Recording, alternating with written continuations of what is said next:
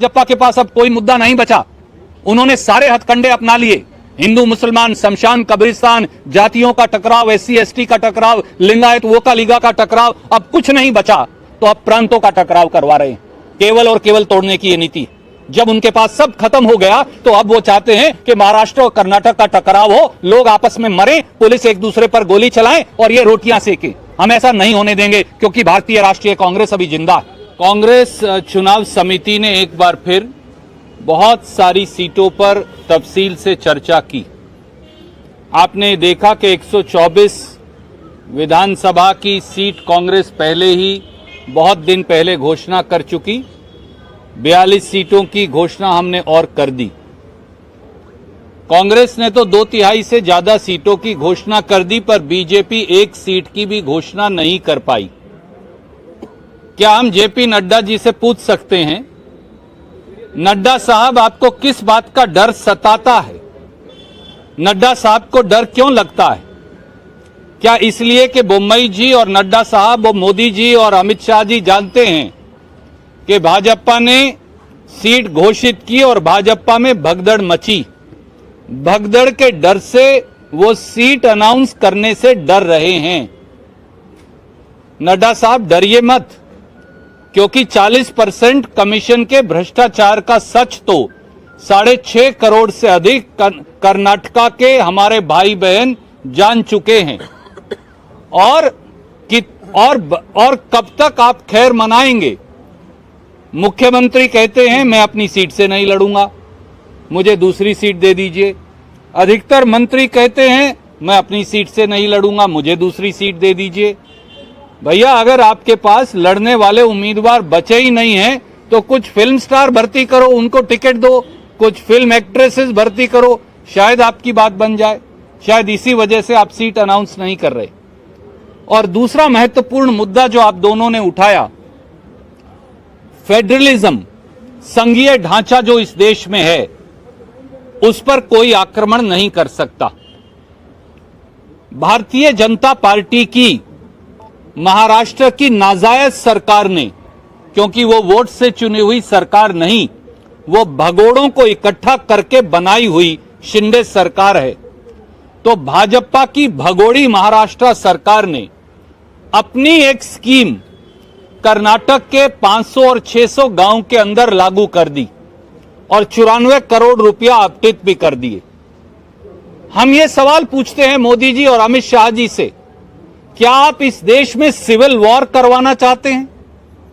कल को हरियाणा पंजाब में स्कीम लागू कर देगा, पंजाब और हरियाणा दिल्ली के अंदर अपनी स्कीम लागू कर देंगे, पंजाब हरियाणा और दिल्ली उत्तर प्रदेश में लागू कर देंगे, उत्तर प्रदेश बिहार में लागू कर देगा, बिहार आगे उड़ीसा में लागू कर देगा। आप इस देश में सिविल वॉर करवाना चाहते हैं? आप प्रांतों का टकराव करवाना चाहते हैं? पहले भी मोदी जी और अमित शाह जी की नाक के नीचे असम की पुलिस ने और अरुणाचल की पुलिस का इसी प्रकार से टकराव हुआ, जिसमें सिविलियंस मारे गए। बाकायदा एक प्रांत की दूसरे प्रांत की फायरिंग हुई और 6-8 महीने तक एक प्रांत के लोग दूसरे प्रांत में नहीं जा पाए, जैसे ये कोई हिंदुस्तान पाकिस्तान हो। जो उत्तर पूर्व में आपने किया था अमित शाह जी, मोदी जी, वो आप अब दक्षिण भारत के अंदर भी कर रहे हैं। आपने अरुणाचल प्रदेश, मणिपुर और असम का झगड़ा करवाया, बॉर्डर डिस्प्यूट करवाया, लोग मरवाए। 8 महीने तक मणिपुर का आदमी असम नहीं आ पाया, क्यों? अरुणाचल का आदमी असम नहीं आ पाया, क्यों? यह हमारा मुल्क है, हम कहीं भी जाएं। अब आप महाराष्ट्र और कर्नाटक का झगड़ा करवा रहे हैं जानबूझकर। दोनों जगह आपकी सरकार है, हर रोज मोदी जी बार बार वहां जाते हैं।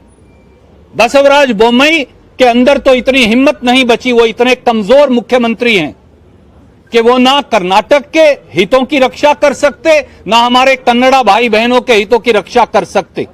ऐसे मुख्यमंत्री को, जैसा आप दोनों ने कहा, बगैर विलंब के इस्तीफा दे देना चाहिए, नहीं तो उसे बर्खास्त करना चाहिए।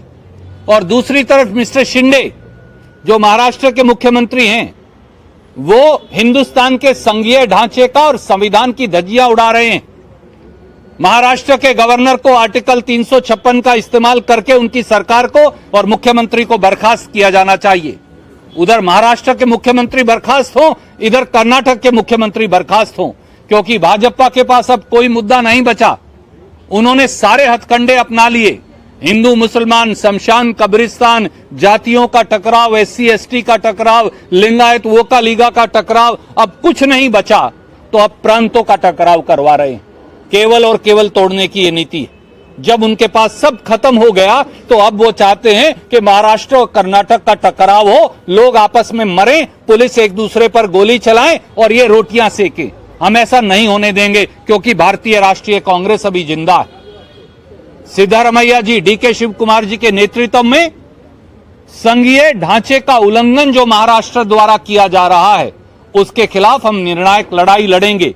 और हम मांग करते हैं प्रधानमंत्री वापस ना आए कर्नाटक, अमित शाह जी वापस मत आइएगा कर्नाटक, या तो शिंदे को बर्खास्त करिए और इधर बोम्मई जी का इस्तीफा लीजिए, और नहीं तो कर्नाटक मत आइएगा चुनाव का प्रचार करने, क्योंकि कर्नाटक के लोग आपको माफ नहीं करेंगे।